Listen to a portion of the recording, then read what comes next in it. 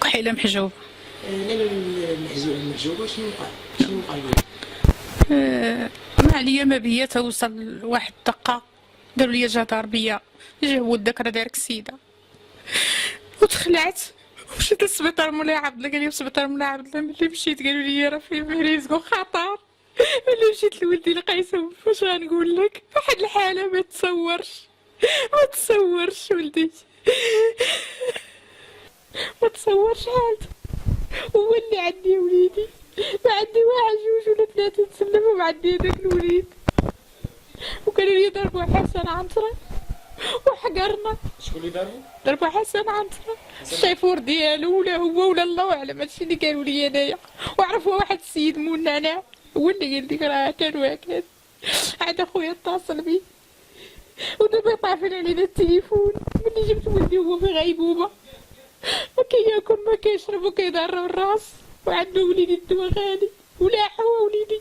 وما قالوا لي حتى شي حاجه. ملي كنعيط عليهم كيطافين التليفون ومهدين خويا بالقتل وكيهدوا ليا في خويا. كيفاش كيدوه؟ كيهدوا لي. انا شفتيه في السبيطار وواقف واحد السيد منيق في وجهه قال لي والله لا بقات فيه. اش غادي يصور على رقبتي يا ولدي؟ قال لي اش غادي يصور؟ والله لا بقات فيه. سمعنا انهم كيتبعوا خويا. وكيتبعوا دابا في النهضه هنايا. وليت ما حيلتي لولدي ما حيلتي لخويا. هاد الناس قول لهم يخافوا الله، قول لهم يخافوا الله، راه حشومه وعيب هادشي اللي داروا. دابا شنو كطالبوا من المسؤولين؟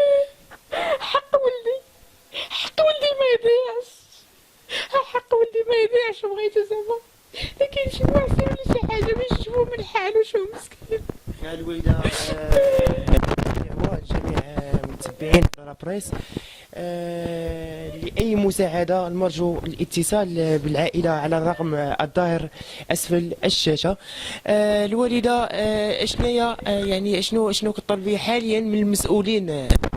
حق ولدي يا ولدي، حق ولدي ما يضيعش يا ولدي. ويعاونوه يا ولدي، ما يلوحوش ليا وكاع. راهم كبار، الله هو الكبير.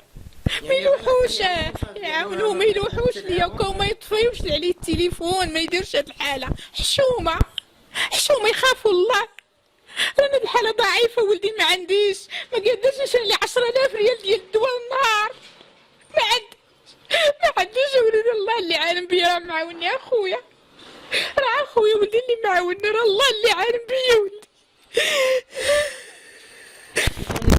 أريد لأي مساعدة الرجاء الاتصال بالأرقام الظاهرة أسفل الشاشة.